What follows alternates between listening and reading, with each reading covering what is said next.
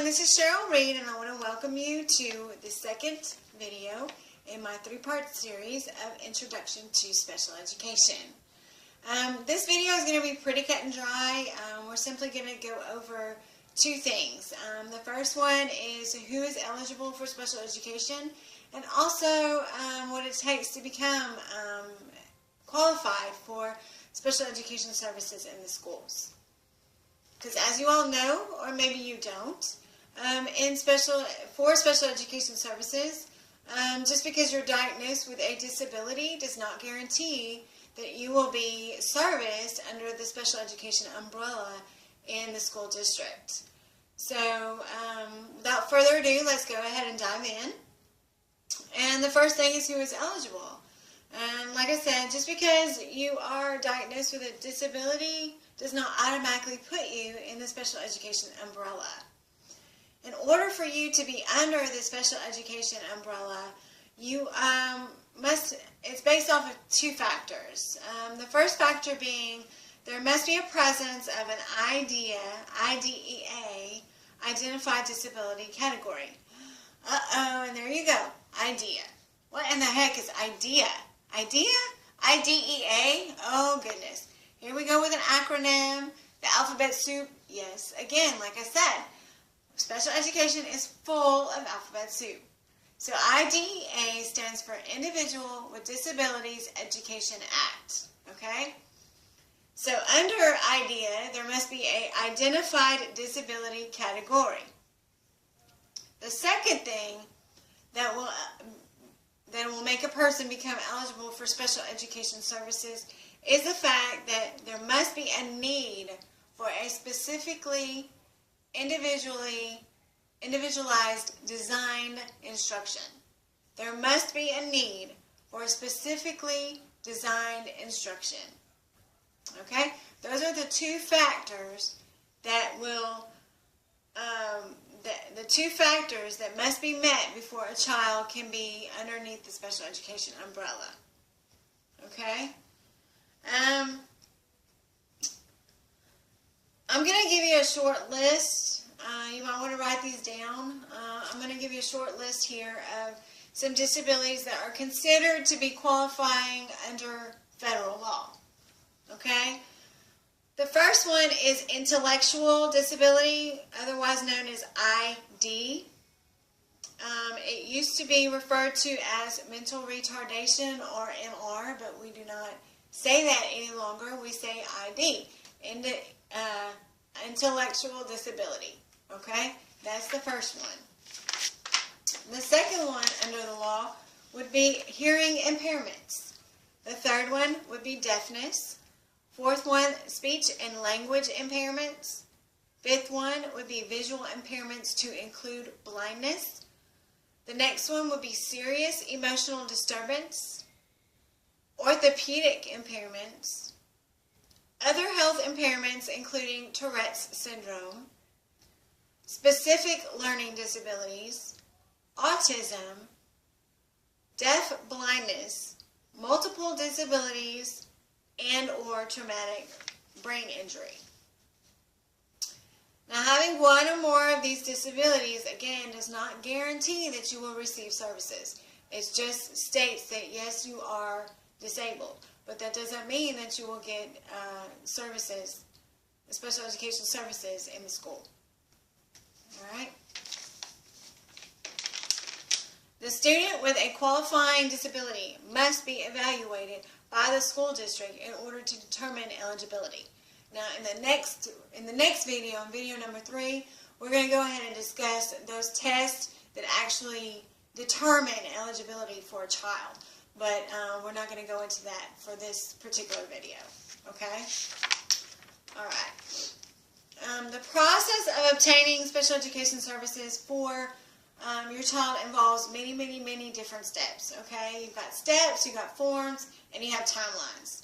And all these things must coincide together and move quickly and hopefully quickly.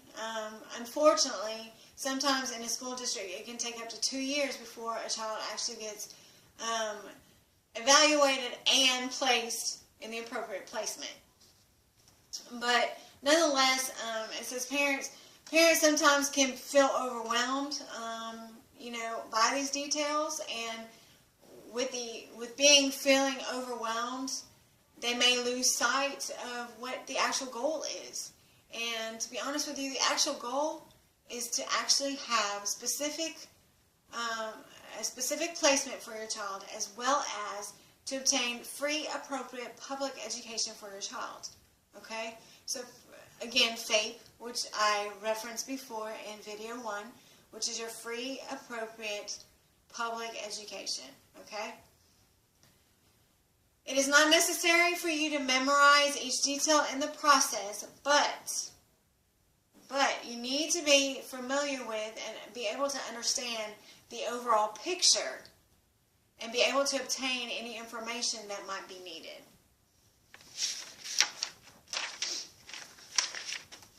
Again, like I said, I have notes because there is so much to be covered and so much to tell you guys that I don't want to forget. So I make sure that I have my notes. And like I said, you go ahead and take as many notes as you want to, because this is important stuff, y'all. Also, as far as feeling overwhelmed as a parent, don't hesitate to reach out for help, okay? Don't hesitate to reach out to a professional such as myself or any other person that you can find that will be able to help you in regards to this process, because it can get very, very daunting, to be honest with you. It's not an easy process. It's not an easy thing to go through. And like I said, sometimes it can take up to 2 years before a child is actually tested and placed exactly where they need to be placed. Okay? There are some legal forms that are needed for the process. And due to the fact that I feel that they are very important for you to actually look at, these forms will be as downloadable forms below this video, okay? And the first form will be a flowchart of the actual process and what is needed through the process in the evaluation, okay? So I'm going to give you a flowchart along with 2 permission slips. One is the evaluation request form, okay, which is permission to evaluate. And the other one is also a permission to evaluate consent form. So those are the 2 permission to evaluate forms that you would need, along with an invitation to participate in the IEP meeting, because after the evaluation, if it's deemed appropriate that your child needs special education services, they will have to send you an invitation to the meeting, and also a no rep or prior written notice. That simply is if your child does not qualify for special education, they'll send you one of these, and we'll go into that later on. Federal and state regulations require each of the main steps in the special education evaluation and IEP process to be completed within specific timelines. It's very important that they are completed within specific timelines and guidelines, okay? Like I said, there is a flowchart below that you can refer to in regards to this process. Alright, the actual process, which, like I said, go ahead and print off the flowchart if you get a chance, but I'm going to go ahead and go through it real briefly here. The special education evaluation can be requested by, the first things first, like we said, if you deem that your child needs special education services, there must be a request for an evaluation to be done, whether it be by you or whether it be through the local education agency for the school district. So the special education evaluation can be requested by either the child's parent or, like I said, the local education agency, the LEA. If the parent initiates the evaluation request, the district is obligated to first get the request in writing.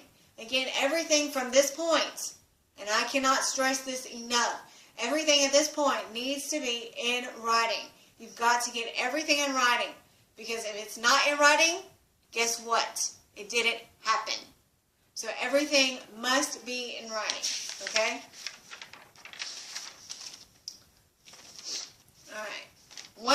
permissions are obtained from either the parent or the school district to go ahead and get testing, the school district must begin the evaluation process. Okay? The district must complete the evaluation and issue the evaluation report within 60 calendar days of receiving the permission to evaluate. So that is very important. They must get the evaluation to you, and they must get the evaluation report to you within 60 days from the time that you request the permission to evaluate.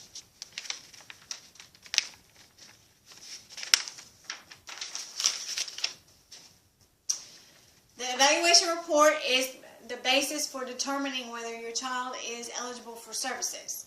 If the district determines that the student is eligible for special education services, the parent must attend an IEP meeting.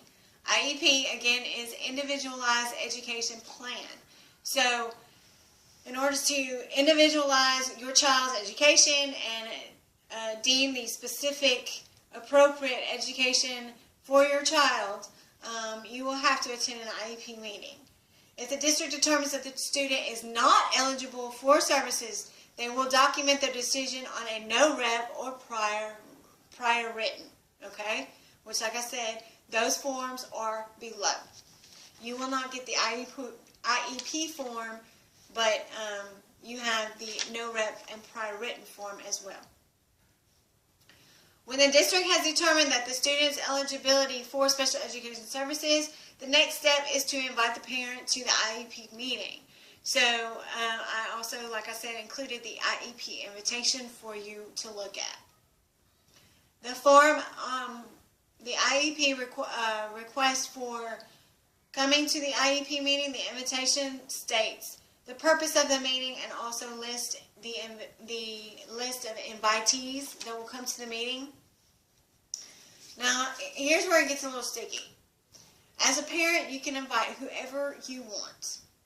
You can request permission to the school to invite whoever you want to this meeting. It can be an aunt, it can be an uncle, it can be anybody who is aware of your child's condition and how they're doing in school. It can also be an advocate. It can be a lawyer, okay, if you want to go that far. But you can request to the school. You can send a written request to the school that you would like to have these people come to the IEP meeting. Now, granted, the school can turn it down. If you say, I want to have a lawyer at my IEP meeting, they can turn that down. So I'm just forewarning you, they can turn it down initially and you can fight for it. Like I said, this whole process can get very sticky. But it can be an easy one too. However, like I said, you can invite anybody you want at the IEP meeting. If you don't understand the laws and regulations and you're not understanding the IEP forms, you're not understanding the lingo, you can invite somebody who is familiar with all this stuff. Like I said, you can get an advocate who is much less than a lawyer and, won't cost as much as a lawyer. You can have an aunt, an uncle, a neighbor, whoever else you want at this meeting. You can, like I said, send a written request to the school to have these people attend the meeting. But again, they can say no. So that concludes our short little video on our short second video on the IEP. And again, there are forms below that I deemed are very important to this particular video. And in video number 3, like I said, I will be discussing the actual tests that are used for evaluation, and also what to do if you decide that you don't agree with the evaluation process and what's gone on. So if you have any questions or you feel like this has helped you, please be sure to leave a comment below, as well as get in touch with me if you have any questions and would like to discuss your particular case. Alright, I'll see you in the next video. Have a great day.